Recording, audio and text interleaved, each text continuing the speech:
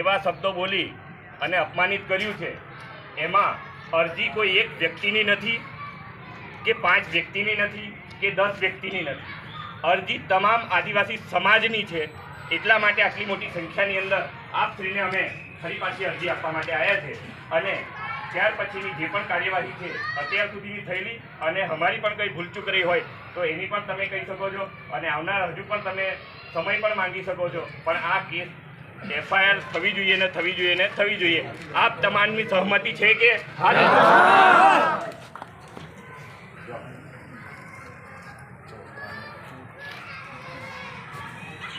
હોય તો એના માટે અમે તમને હજુ પણ સમયના ભાગરૂપે તમે ફરી જે તારીખ કહેશો એ તારીખમાં છેલ્લી તારીખ અને ત્યાર પછી સાહેબ જો ન થાય તો અમે ધરણા પર પણ ઉતરવા માટે તૈયાર છે. કારણ કે કાયદાનું પાલન કરવું અને કાયદાનું પાલન કરાવવું, સુરક્ષા કરવી, આદિવાસી સમાજ ખાસ કરીને ભારતનો મૂળ માલિક કહી શકાય એવો આદિવાસી એના પર આતંકવાદી જેવો શબ્દ બોલાયો હોય તો આ જે બોલનાર વ્યક્તિએ રાષ્ટ્રદ્રોહ કર્યો છે એવું પણ અમે સ્પષ્ટપણે માની શકીએ છીએ.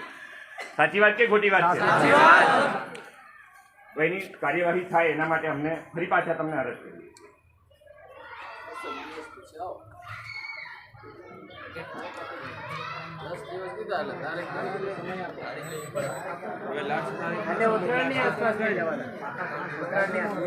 એટલે આમાં 10 દિવસ કહે છે. આપણે મારું કહેવું છે અને કેતનભાઈનું પણ કહેવું છે કે 10 દિવસ આપણે માનીએ, પણ 10 દિવસ પછી આપણે આવીશું, પણ પછી આપણે બીજી તારીખ નહીં લઈ જઈએ. અહીંયા આવીને ધરણા પર બેસી જઈશું. બધા મંજૂર છે? FIR ની કોપી મળવી જોઈએ. 10 દિવસ પછી આપણને FIR ની કોપી મળવી જોઈએ.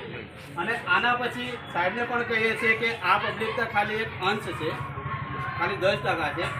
હવે પછી 10 દિવસ પછી કે એનું કોઈ નિરાકરણ નહીં આવ્યું તો અહીંયા લાખોની પબ્લિક ભેગી થશે, લાખોની ભીડ ભેગી થશે. અને દાહોદ જિલ્લાની નહીં, 4 રાજ્યોની ભેગી થશે. એટલે 10 દિવસમાં તારીખ કાઢો આ તારીખ એમ. અને તારીખ આજથી 10 દિવસ પછી તારીખ કઈ છે?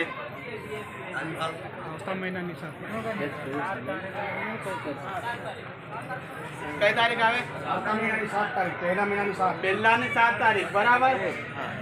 બધા ભાઈઓ યાદ રાખે, પહેલા મહિનાની 7 તારીખ. એમ તો મેસેજ ફેરવવામાં જ આવશે, પણ પહેલા મહિનાની 7 તારીખે આપણે 5 કરવી છે. હાજર થવાનું છે. રવિવાર જેવું આવે છે. 7 કન્ફર્મ ભાઈ, 7 ફાઇનલ. આ 5 રાખો. શું કેવું? એટલે હજુ ક્યાંય ગૂંચવાડો ના થાય. 5 કે 7? 5 રાખો, 5 10 થી કરો.